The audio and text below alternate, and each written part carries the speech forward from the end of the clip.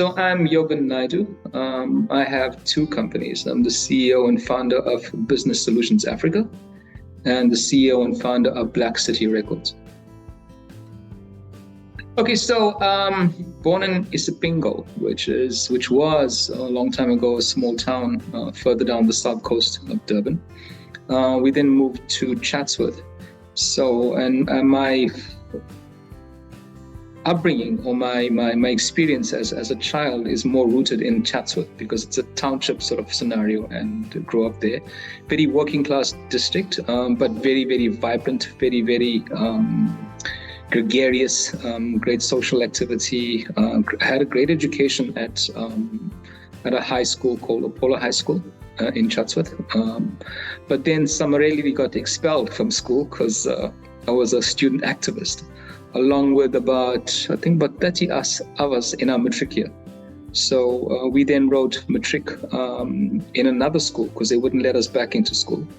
And it was quite ominous because we had a police presence coming out, and I think our parents were just absolutely, firstly, mortified that we got expelled because, you know, education is a big issue in the Indian community. But they were equally surprised when we all got an exemption and we then went to university. So I then went to Wits University, did a degree in industrial psychology there. Then also won the Wits Business School New Venture Creation Award quite a while ago, along with about 4 others, and we all got a free entrance into the program because we submitted plans for an innovation and the business case for that. In 2000s, won the Nelson Mandela Scholarship, which was with the Nelson Mandela Foundation and Deloitte and Unilever, and spent a year in London doing my MBA with about 48 different nationalities from all across the world. And it was possibly the pivot in my life in terms of the change or just taking business a lot more seriously. So that's the sum total of my education. Looking forward to doing my PhD soon at a good school, but trying to balance that between life, business, and studies. At this point, it's going to be a challenge. So just considering that a lot more quietly than I would have considered a few years ago. I was a bellhop at the Malibu Hotel on the Durban Promenade for a December holiday season when all the Johannesburgers would come down for their annual holiday. It was ironic because, I mean, if you think I'm thin now, I was super skinny then, and I was having to lug all this luggage all the way up to all those floors. Yeah, so that was my first proper job in the formal sector. Okay, so I have 2 businesses. I'm the CEO and founder of Business Solutions Africa. We've been going for plus or minus 20 years now. And it's a consulting firm that focuses on project management and consulting in a business case focus. So we explore the business case for public and private sector projects. So that's the first business. The second business is Black City Records. I'm the CEO and founder of that, and that's a record label that's focused on creating world-class music from a South African platform for international and, of course, local audiences.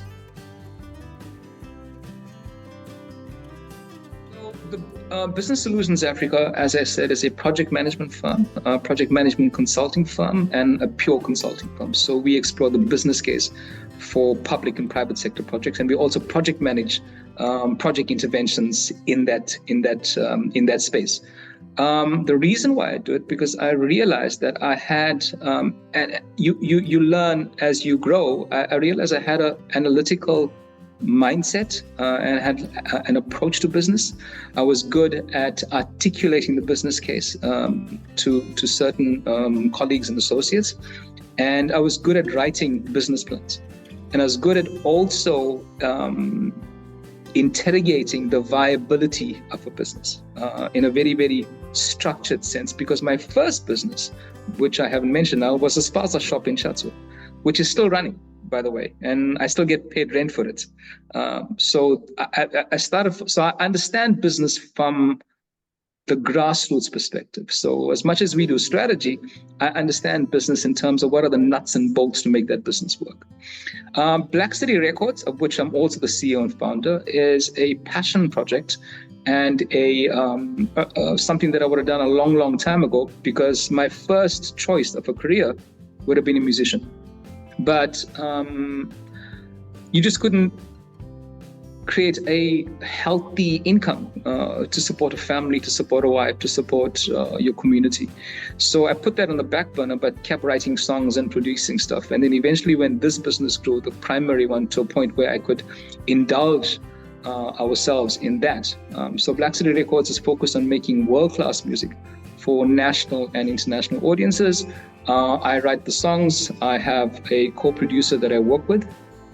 And we put out stuff, and thus far it's been relatively successful. We've had 2 number ones already on East Coast Radio, and the new single comes out in the next few weeks, and by all intents and purposes it looks to be doing better than the previous 2. So and you know, just so it's I finally managed to get to that point from a music point of view, but I'm just too old now to be hanging around in clubs at midnight and waiting for the next set. So we decided to get an artist that we can nurture, that we can support, we can write for them, produce them, style them, and give them the business wherewithal to make their career successful. So the first one is the Nelson Mandela Scholarship. I won that in the early 2000s, and it was, at the time, the most prestigious scholarship in the country. There were thousands of people that entered or applied for it. And there were only about, I would say, 15 to 20 of us that were successful. People from all sort of disciplines, from philosophy to engineering to art to medicine. I went into the business category. And so that was good. And it fundamentally changed my life. I met Madiba twice. Once at the Dorchester Hotel in London, and secondly at his foundation in Houghton. And it was just magical. So that's the first accomplishment. The second one that I'm proud of is that a song that you wrote in your formative years and as like a young adult, and then you keep it with you, and then you put it out like 2 years ago, and it becomes number 1 on a commercial radio station. That's the biggest radio station, one of the biggest in the country. So that's an achievement I'm particularly proud of, because I felt a bit vindicated in the sense that we were on the right path. The best advice I've ever received is take the emotion out of it. Is don't take things personally. You know, having acknowledged that we are emotional beings, and we all bring a certain amount of thought, but emotion into a negotiation or a practice or the workplace. But over some time, I've learned, and I travel on for business quite often.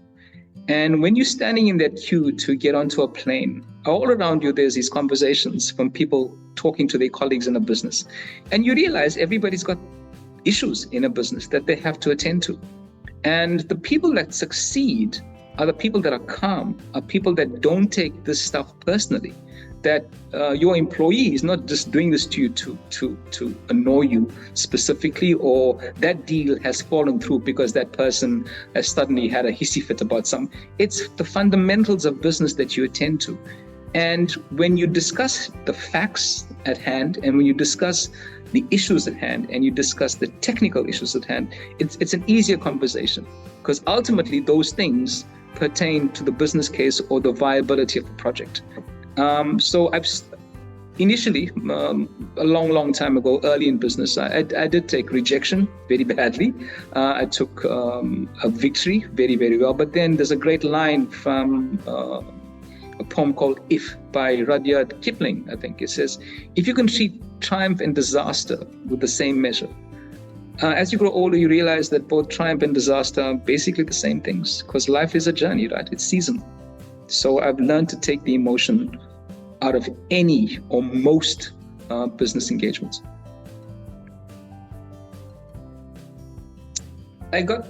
We got married, my wife and I, to each other, of course, and we bought a coffee shop in Montclair Mall, just when there was a change in the national government dispensation. It was in 98, 99, around there.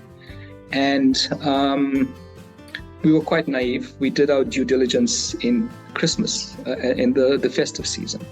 And of course, that coffee shop was pumping. It was very, very busy. And then by March of that year, I realized we'd bought a lemon, a business that was going down. And I recall very, very clearly sitting in my lounge at home and knowing at that point in time, on the 25th of the month, I literally had no money in my bank account, but I had to pay my rent, had to pay my staff, had to pay supplies, all those things. And you realize that you got to keep calm. And what I learned then was the power of negotiation. I realized that people don't want you to fail. Your suppliers don't want you to fail. Your landlord doesn't want you to fail. Your staff don't want you to fail. And I learned how you can defer payments with a good reason for it. And I've also learned the power of smart work, meaning that we took a hard look at ourselves and the business. So much so we ran that business for 7 more years, sold it, and then took 9 months off and just had a holiday. It was like being back on a honeymoon. I still use it when I mentor some young entrepreneurs in terms of a lesson. I think the thing that takes you through it is resilience and discipline. So why? Again, why are we doing this? Why are we here? What do you want to do with this? And we always focus on the impact that it has on communities. So that's what keeps them driving. There's one project I manage here in KZN and in Cape Town that's the fastest enabler to job creation. And as you know, in South Africa, we have a 64% youth unemployment rate. And when my team gets frustrated or my team gets, goes into a sense of despair, it's always good to remind them of they have a job, but we have young people out there who are literally starving, who need the job, and creating that job. I mean, there's nothing better than calling somebody and telling them you're now employed after your interview. So, and literally in KZN and the Western Cape, we've created thousands of jobs. I can't claim credit for that because it's an ecosystem that I work with.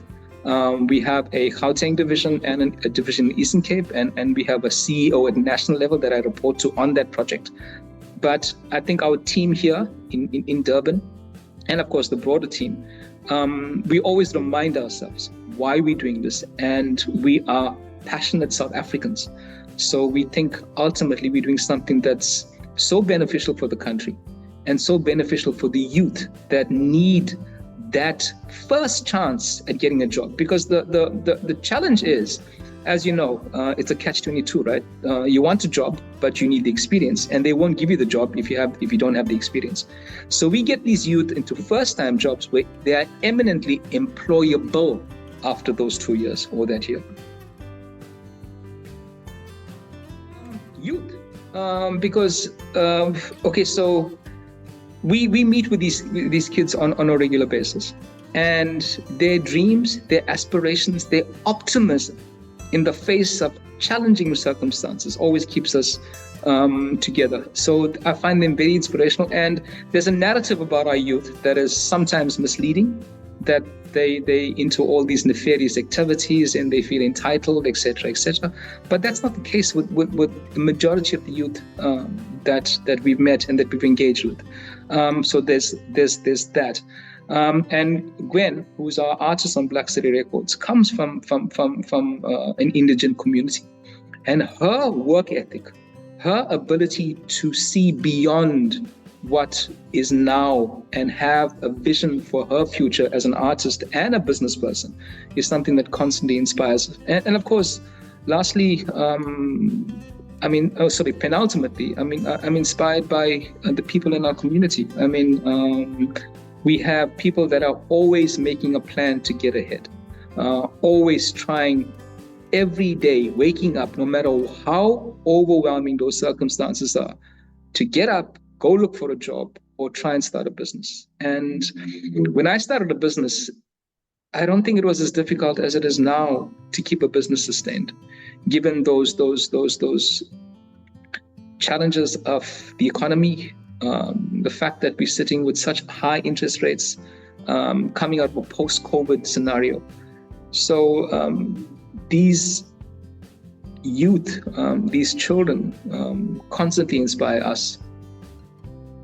So I'm particularly inspired by the government and provincial unity, the GPU, to seeing all these disparate parties come together, whilst they were once sitting on the opposition benches, but are now sitting together to make things work. And there's a sense of two things, optimism and political maturity. And Durban, as one time, Durban was the jewel in the crown of this country. It was a beautiful, safe, functional city. So I have hope for the city in terms of its renaissance, its resurrection in a way. And the next one is that the optimism that we now have, it's almost like post-94, where there's a new sense of energy and a new way of engaging with both politicians and communities. So I think the next 5 years is going to be quite interesting, because in one project I run, the investment into KZN, despite the challenges on the ground, is just exponential, because people land here. They love the lifestyle, but more especially they love our people. They love the fact that our people are able to engage emotionally with a client or with a prospect and make that connection. And being in business, you realize that connection is so important. Once you build that, that essence of trust, it just fast tracks everything. So I'm very optimistic, and I think it's going to be, I hope, should things sustain themselves and stay together, and again, that political maturity and that servant leadership, more than anything, is top of mind, I think we'll be very, very successful in KZN. Be kind.